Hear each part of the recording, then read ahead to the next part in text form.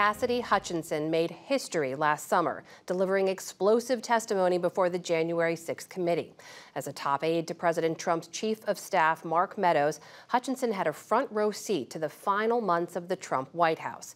She details what it was like to break with Trump world in her new book, Enough.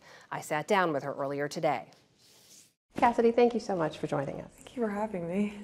Your life changed dramatically over a year ago, and it has been over a year, but just big picture, how are you doing today? I'm doing pretty well today. Yeah. I spent the last year, 15 months-ish, in pretty much very private. Yeah. So I sort of went kind of overnight from living privately with my dog, George, to being on national television, which that was a little bit of an abrupt adjustment. But I feel good about it, and I feel good about what we're doing and what, the larger conversation at hand too. Life in the White House, I think it's fair to say, was a world away from where you grew up, right? Mm-hmm. Kid from Pennington, New Jersey. For a 20-something to suddenly be in the halls of power with some of the most powerful people. You eventually join Mark Meadows' team when he becomes chief of staff to then President Trump, and you're really, it's fair to say, you're in the inner circle. And I wonder how that kind of contributed to your sense of this idea of loyalty we hear again and again. I took the job in legislative affairs knowing that I wanted to pursue a career in public service and that my loyalty was to my country. When I took the job with Mark Meadows, I still had that mindset. I had that conversation with him, that my loyalty and my duty and obligations were to the office of the chief of staff, not Mark Meadows as an individual. And I still felt that loyalty, but I also felt it towards the principles that I served.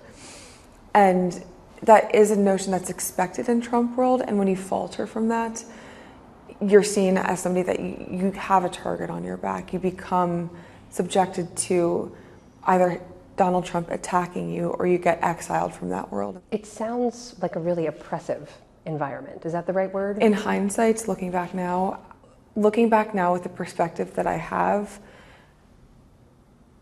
I would say suffocating in a way, because again, I found myself in a position where I was in very staunch disagreement with what happened on January 6th, and I was fairly vocal about that. I was very vocal about that after January 6th, but I also still felt that lingering senses of loyalty to Donald Trump, to the administration.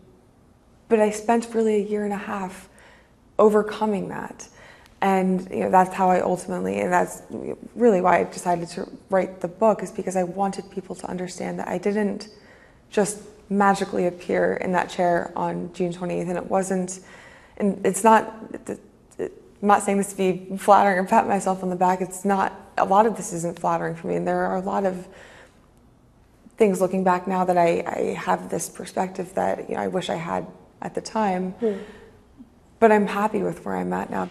I mean, as you say, look, hindsight is 20/20, right? But there are, you do touch on a number of times when you're in the White House and you see things that give you pause and you think, what's going on here? Like the one that stuck out to me was Mark Meadows repeatedly burning documents in his office. You said you would walk in to hand him lunch or something else. He always had a fire going and you didn't know what he was burning. Did you ever think, I should tell someone about this? In the moment, no. And why not? On one hand, yes, it was abnormal. And yes, I was aware that was not what he should be doing. But what I think it's difficult for people to understand, and rightfully so, almost every moment of every day was sort of a hair on fire moment. So I was going in there, sometimes delivering him lunch, but I also had a list of things to talk to him about. Mm-hmm. So I would see this, I would know that there were things that were wrong. It gave me an unsettling feeling. It caused me pause. The person that I would have talked to about that naturally would have been Mark Meadows. But, at that time, it wasn't something that I was going to raise because I also didn't feel that I would either get an honest answer or it wouldn't be something that would be a productive conversation. You didn't feel like it would go anywhere? Mark Meadows was a grown man, and I had a job, and my job had a purpose, but the purpose of my job was not to police and control every single one of his actions. Looking back now, should I have said something? Possibly, but would that have changed anything? I don't know. But what I do know is I came forward truthfully and honestly, and I have been candid and honest. I don't know what those documents were. But bigger picture here, too, these are the same people that are avoiding subpoenas or avoiding testifying. They're also the same people that have all this information.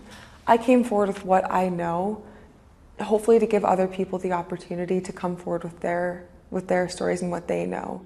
You just gotten a subpoena to testify before the committee investigating January 6th, and you can't find or afford a lawyer at that point, so you end up relying on so-called Trump World to pay for one. And until you free yourself from that lawyer, you're basically told the less you know, the better. But then you change your testimony when you get a new lawyer, right? Tell me about that. Why? I spoke with hundreds of attorneys. I could not find someone that was willing to work pro bono or work out a reasonable cost structure because I wasn't working at the time. I was relying off of my savings account.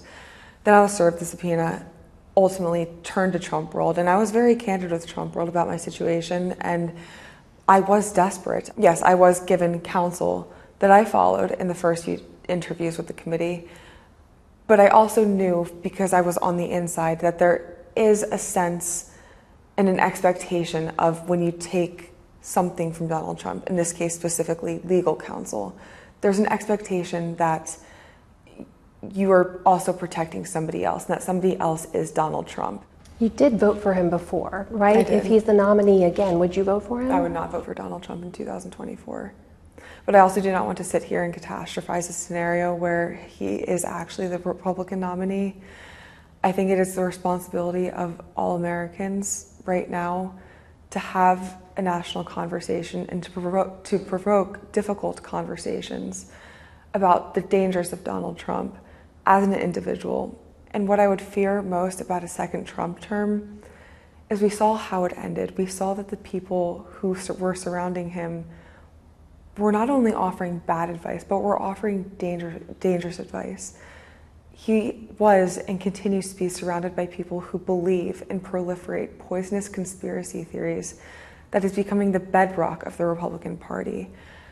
And I think that in this next year, we need to do everything we can to make sure that the man who is now facing 4 criminal indictments is not the Republican nominee on that ticket, that we can help restore normalcy and decency and ethics to our politics. Cassidy, one of the most explosive moments from your testimony was when you shared the story about on January 6th, Mr. Trump insisting he wanted to go to the Capitol, even trying to grab the steering wheel to get Secret Service to take him there. What do you think he wanted to do there? What do you think he would have done if he made it to the Capitol? You know, I could speculate, and I don't believe it's the most responsible thing for me to do would be to sit here and speculate, but what I will say is Donald Trump knows the effect that his words have on people. He knows that his words have power to rile people up, that his words have power to stroke violence. He knows that his words have power to turn a massive portion of the population against a single individual. It is not lost on me that there was a reason that Donald Trump wanted to go to the Capitol. He summoned those people to Washington, D.C. on January 6th for a reason. He knew what was happening on January 6th, the certification of the election, of the Electoral College votes. I believe that Donald Trump wanted to go to the Capitol not just to make another little speech. You know, he knows what the impact that his presence would have at the Capitol that day. You have your whole life ahead of you. This was the first few years of your professional career, right? What do you want to do? Do you still want to stay in politics? In the immediate, no. And what I mean by that, though, is I don't see myself right now wanting to go work on Capitol Hill. I think that the most effective use of my time right now is contributing to a national conversation about the state of our democracy, which is our democracy is fragile, and I don't want to say no, I would never return to politics, because I do still feel that passion. I still feel that dedication to that politics is the bedrock of bettering our nation and our institutions. Even after what you lived through? Even after what I lived through. Cassidy Hutchinson, thank you so much for your time. Thank you for having me.